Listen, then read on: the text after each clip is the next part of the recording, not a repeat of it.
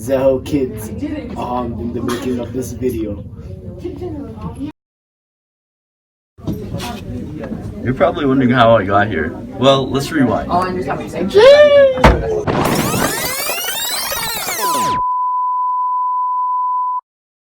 I'm gonna explain it because he can't. So basically, one day, there's a Straczynski family and they loved each other very much. However, they lived in France and they're Jewish, so they could be taken away at any time.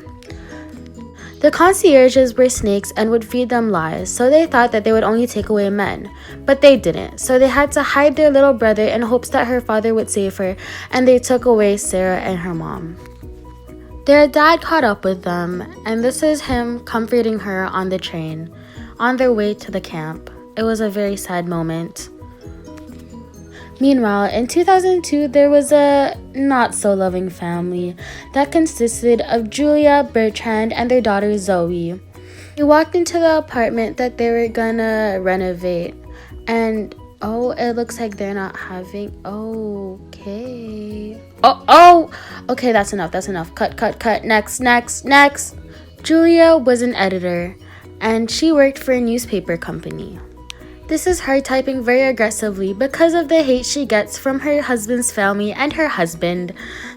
She's out here living her best life, writing report. And then there's her boss asking her to write about the Val d'Hiv, which, being American, she did not know anything about, and she was really confused.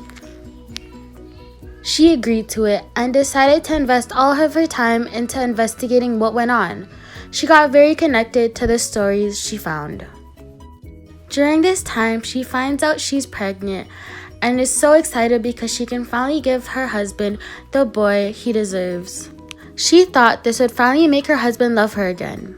This was wrong. She threw a fancy dinner to finally tell her husband Bertrand, and let's just say he ain't it, sis. She gotta leave him. Oh my gosh.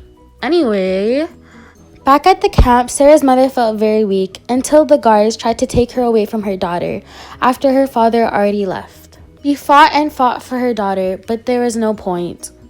Sarah became friends with a girl named Rachel, and they decided that they wanted to escape. They were over the harsh conditions of this camp. However, during their escape, a guard caught them. The guard knew Sarah, and Sarah begged, and the guard let them through. What a nice guy. Oh my gosh. They went under the fence, but I guess they could have climbed over too. The girls were very lost until Genevieve and Jules found them in a dog shed and took them in. Horrified of how they were treated. During her stay at Genevieve and Jules' house, Rachel got very, very sick, and they had to call the doctor. But then the doctors are snakes too, and then they called guards. Like, what?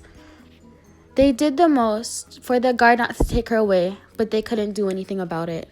During this time, Sarah was hiding under potato sacks, and Genevieve and Jules went back to her, and they took her in as their own daughter.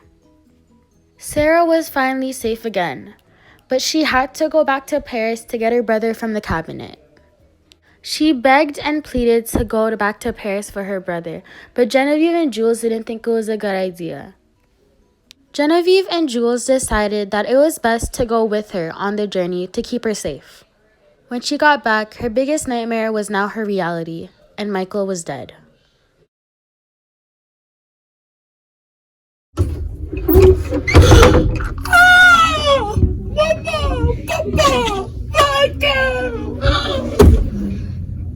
End of flashback. Julia insisted on having the baby, and Bertrand was not having it, so he decided that he was gonna have a divorce, which is good because she really didn't need him. Like, he did not just do that to his pregnant wife. Sis! Julia is so happy that she got to keep her baby and learn more about Sarah through her own family. In the end, Julia was Bertrand free, thank goodness, and is living her best life. Like, look at her. Look at that baby. Ooh. I hope you realize why he was in the cabinet now. Yeah, okay. And that's what you missed on Sarah's key. Yes, sir. Yes, sir. Yes, sir. Yes, sir. Yes, sir. Yes, sir. Yes, sir. Yes, sir. Yes, sir. Yes, sir.